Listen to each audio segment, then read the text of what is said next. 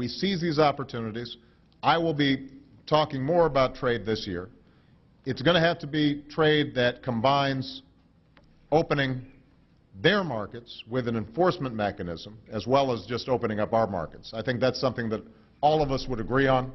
Let's see if we can execute it over the next several years. All right? Is that it? Jeb Henserling, Texas, and that'll be it. Jim's going to wrap things up? Yes, sir. All right. Jeb, Mr. President. How are you? I'm doing well. Mr. President, a year ago, I had an opportunity to speak to you about the national debt. And something that you and I have in common is we both have small children. Absolutely. And I left that conversation really feeling your sincere commitment to ensuring that our children, our nation's children, do not inherit an unconscionable debt.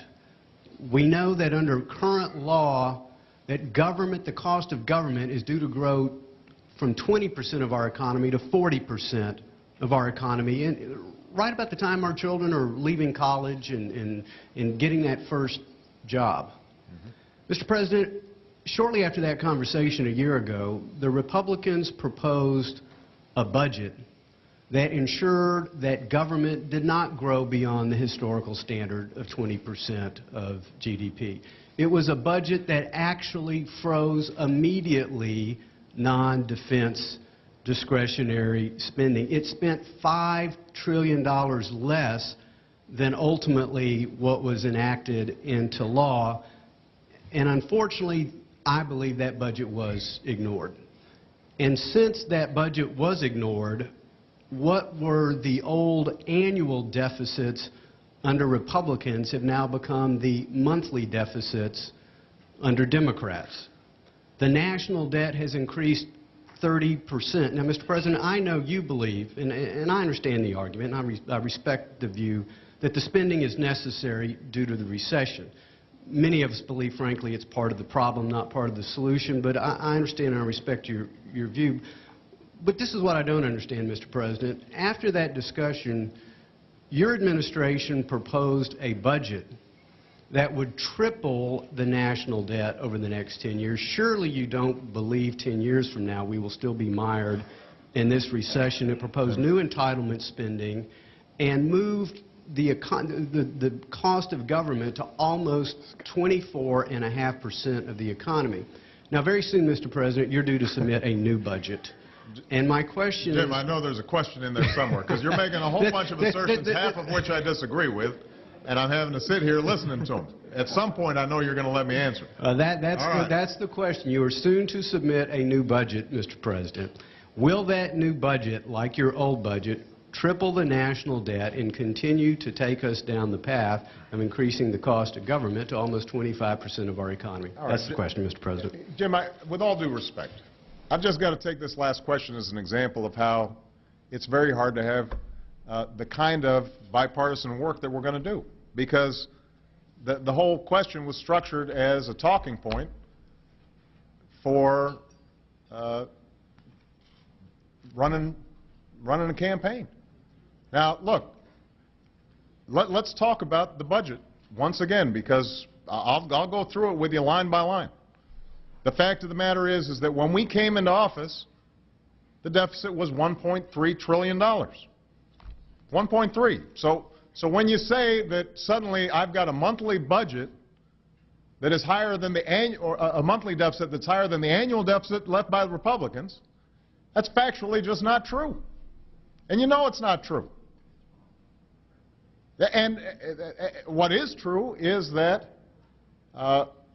we came in already with a $1.3 trillion deficit before I had passed any law.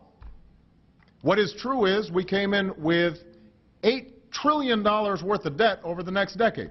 Had nothing to do with anything that we had done. It had to do with the fact that in 2000, when there was a budget surplus of $200 billion, you had a Republican administration and a Republican Congress, and we had 2 tax cuts that weren't paid for. You had a prescription drug plan the biggest entitlement plan, by the way, in several decades that was passed without it being paid for. You had 2 wars that were done through supplementals. And then you had $3 trillion projected because of the lost revenue of this recession. That's $8 trillion. Now, we increased it by $1 trillion because of the spending that we had to make on the stimulus. I am happy to have any independent fact checker out there take a look at your presentation versus mine in terms of the accuracy of what I just said. Now, going forward, here's the deal. I think Paul, for example, head of the Budget Committee, has looked at the budget and has made a serious proposal. I've read it. I can tell you what's in it. And there's some ideas in there that I would agree with, but there's some ideas that we should have a healthy debate about because I don't agree with. The major driver of our long-term liabilities, everybody here knows, is Medicare and Medicaid and our health care spending. Nothing comes close. Social Security we could probably fix the same way Tip O'Neill and Ronald Reagan sat down together and they could figure something out. That is manageable. Medicare and Medicaid, massive problem down the road. That's going to be what our children have to worry about. Now, Paul's approach, and I want to be careful not simplifying this because I know you've got a lot of detail in your plan. But if I understand it correctly, it would say we're going to provide vouchers of some sort for current Medicare recipients at the current level. No? 55. Well, no, I understand. I mean, there's a grandfathering in, but just for future beneficiaries, right?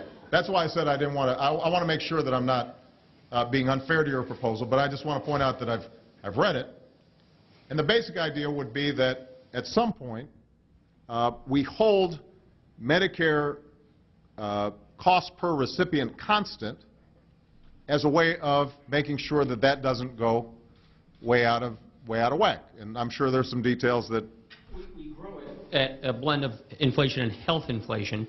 Right. The point of our plan is, because Medicare, as you know, is a $38 trillion unfunded liability. Right. It has to be reformed for younger generations because it won't exist because it's going bankrupt. And the premise of our idea is, look, why not give people the same kind of health care plan we here have in Congress? That's the kind of reform we're proposing for Medicare. Right. So, look, as I said before, this is an entirely legitimate proposal. The problem is twofold. One is that depending on how it's structured, if recipients are suddenly getting a plan that has their reimbursement rates going like this, but health care costs are still going up like that, then over time, the way we're saving money is essentially by capping what they're getting relative to their costs. Now, I just want to point out, and this brings me to the second problem. When we made a very modest proposal as part of our package, our health care reform package, to eliminate the subsidies going to insurance companies for Medicare Advantage, we were attacked across the board by many on your aisle for slashing Medicare. You remember? We're going to start cutting benefits for seniors. That was the story that was perpetrated out there, scared the dickens out of a lot of seniors. No, but here's my point. If the main question is going to be what do we do about Medicare costs, any proposal that Paul makes will be painted, factually, from the perspective of those who disagree with it, as cutting benefits over the long term. Paul, I don't think you disagree with that. That there is a political vulnerability